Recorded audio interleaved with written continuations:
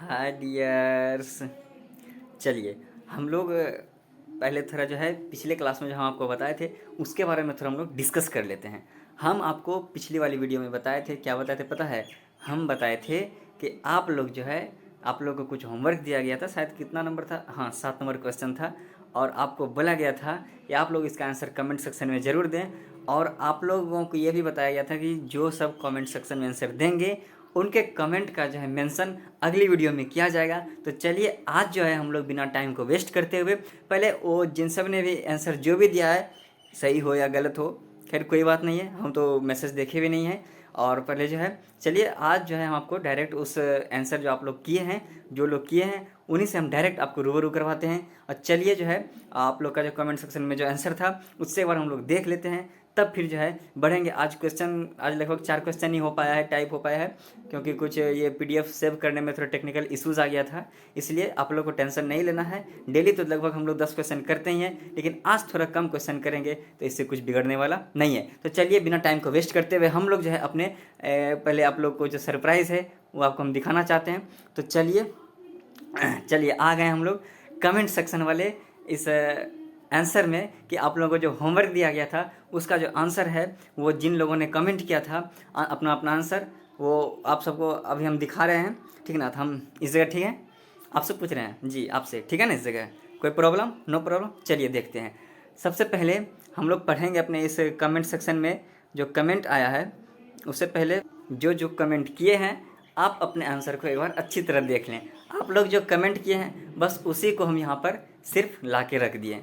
तो खैर चलिए सबसे पहले देखते हैं।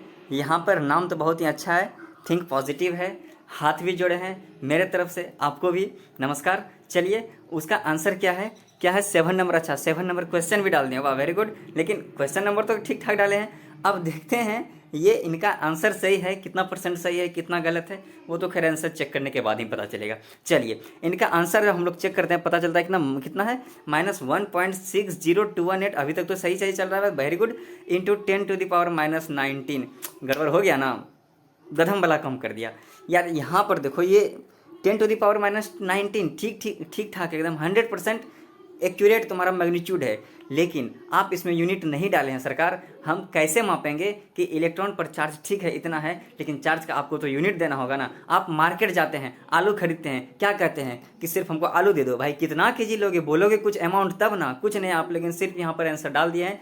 तो चलिए फर्स्ट नंबर आंसर जो थिंक पॉजिटिव, नाम तो बहुत अच्छा है, एकदम सुटेबल नाम है, नाम है कहीं किंतु परंतु नहीं है। लेकिन आपका आंसर जो है आपके नाम के हिसाब से कुछ जरा सा मिस्टेक के लिए, एक अल्फाबेटिकल लेटर के लिए आपका आंसर गलत हो गया है। खैर टेंशन नहीं लेना है, ये ऑफर फिर आएगा, फिर आपको हम बोलेंगे क्या कि ये आपका होमवर्क रहा, कमेंट सेक्शन में आप जरूर आंसर दें। आई होप आप उसमें जो है अच्छा अपना प्रदर्शन दीजिएगा। तो खैर चलिए ये तो हो गया क्वेश्चन, थोड़ा रॉन्ग हो गया, खैर कोई बात नहीं। चलिए देखते हैं आगे इधर है शुभम प्रिया के नाम से, खैर कोई बात नहीं है। चलिए देखते हैं इनका आंसर क्या है। इनका आंसर कितना है, कितना है, -1.602।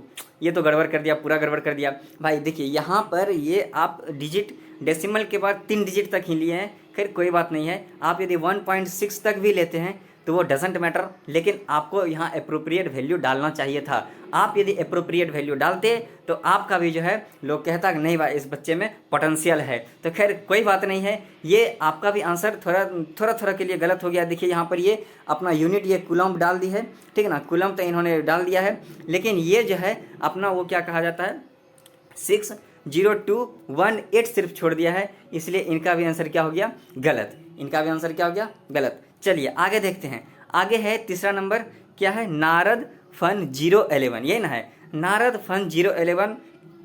इनका जरा कमेंट में जो इन्होंने वाह 3 घंटा पहले इन्होंने डाला है, खैर कोई बात नहीं है।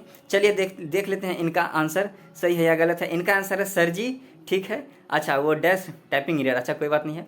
चलिए इनका आंसर क्या है, 1.60218 इंटू 10⁻⁻19 वाह वाह, वेरी गुड। देखिए यहाँ पर इन्होंने जो है आज जो है ये 100% इनका सही है। वो टाइपिंग मिस्टेक डजेंट मैटर, इन्होंने लिखने का बहुत ही अच्छा सा प्रयास किया है और इसका आंसर भी जो है 100% करेक्ट है, क्योंकि इन्होंने जो है एक भी लेटर को छोड़ा नहीं है, एक भी पॉइंट को छोड़ा नहीं है। लेकिन टाइपिंग एरर वो डजेंट मैटर, मैटर करता है। आप समझ रहे हैं, आपके दिमाग में उसका एक्यूरेट आइडिया है, वैल्यू कंसीडर आपके दिमाग में हो गया है, वो आपके लिए 100% सही है। चलिए ये हो गया नारद फन 011 का 100, ये आंसर जो है 100% राइट है। चलिए आगे देखते हैं, आगे किनका है। ये है युवराज कुमार, इन्होंने 14 घंटा पहले कमेंट में आंसर दिया था। क्या दिया था कि sir ji please check it. अच्छा सर प्लीज़ चेक इट, हाँ भाई हम तो चेक करेंगे ही बिना अच्छा खैर कोई बात नहीं है। चलिए देखिए ये प्लीज़ चेक इट है, ठीक है, अच्छी बात है। लेकिन अब इतना अच्छा आप कमेंट में रिप्लाई दिए हैं, खैर कोई बात नहीं है, कमेंट दिए हैं कोई बात नहीं है, लेकिन अब आपका आंसर सही होगा तब तो युवराज जी। चलिए देखते हैं इनका आंसर, जांचते हैं। इनका आंसर कितना है, -1.60। फिर वही बात, क्या यार जरा से वास्ते एकदम इतना पॉइंट के लिए वास्ते 1-2 डिजिट के वास्ते क्यों छोड़ देते हो। इसमें और थोड़ा सा पोटेंशियल लगाते तो ये भी 100% सही हो जाता। खैर कोई बात नहीं, आपने अच्छा सा प्रयास किया है, अच्छा मेहनत किया है। चलिए देखते हैं इनका कितना है, 10⁻⁻19। ठीक है, इन्होंने कूलॉम्ब भी इन्होंने नहीं छोड़ा है, अच्छी बात है।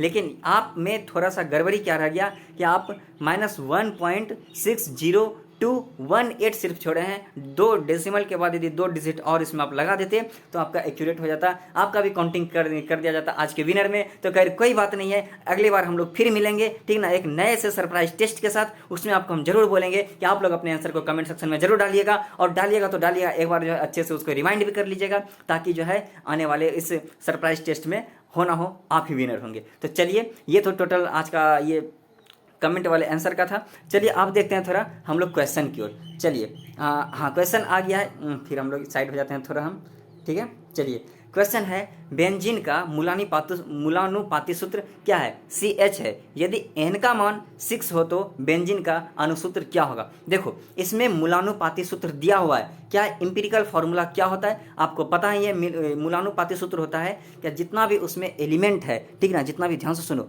और इधर आओ, जितना भी उसमें एलिमेंट है ना, उस एलिमेंट को क्या करना पता है, उसको सिंप्लीफाई कर देना। यदि 2 सब में है, जैसे 2 हाइड्रोजन है, 2 ये कार्बन है, तो उसमें क्या करोगे, 2 कॉमन ले लोगे। 2 यदि कॉमन ले लोगे तो इसका फाइनली फॉर्मूला क्या होगा, C और H कॉमन ये फॉर्मूला होगा। और 1 को लिखा नहीं जाता है, 1 नीचे में क्या रहता है, हिडन रहता है। समझ में आ गया, ये होता है क्या, इंपिरिकल फॉर्मूला। लेकिन हम लोग पढ़े हैं एक रिलेशन पढ़े हैं, क्या पढ़े हैं, इंपिरिकल फॉर्मूला इंटू क्या, n, empirical formula into n is equal to molecular formula. मतलब क्या, अनुसूत्र बराबर क्या होता है, n इंटू क्या होता है, n इंटू होता है, बताओ ना, हम तो बता ही दिए। देखिए बेंजीन का सूत्र क्या है, CH है, इसमें होगा क्या, n का मान यदि 6 है तो इसका अनुसूत्र होगा n इंटू मूलानुपाती सूत्र, n इंटू क्या, मान लीजिए मॉलिकुलर फॉर्मूला को F से डिनोट करते हैं, ठीक ना। अब देखिए तो ये क्या हो जाएगा, अब ये हो जाएगा कितना, 6 इंटू कितना,